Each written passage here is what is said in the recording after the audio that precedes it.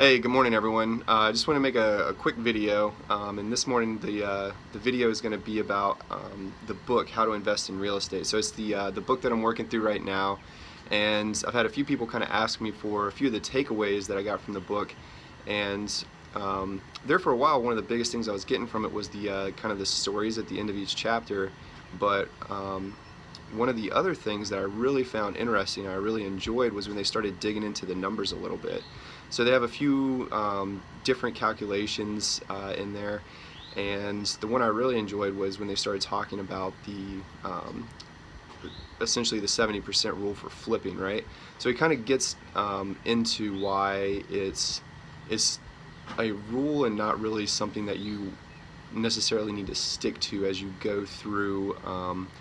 looking for a flip or running numbers and stuff like that. And the reason is that when you get much lower down in numbers, so $50,000 house, and you start trying to do the 70% rule on like an ARV of 80 or 70 or something like that, you really don't have as much space as you do in much nicer houses. So when you start getting up in the 2, 3, 4 range. So again, what they were saying earlier on in the book is that when you are looking to do a flip or anything essentially like a BRRRR or something like that,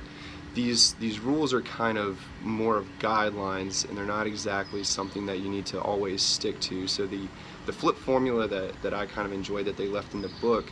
was more or less where you put in the actual amount of money that you want to make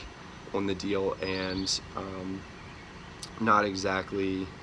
run it straight off of the 70% minus the rehab. So it's more about how much money you actually want to make on the deal, as opposed to kind of trusting a formula that you have no idea where it originally came from. Now the 70% rule is of course a great tool when you are looking to do a flip or something like that, and also highly recommend the book to kind of dig into this a bit more if I wasn't super clear with explaining why the 70% rule gets a little bit weird at the low end, and especially back up at the high end. And that's it. That's my tip for the day.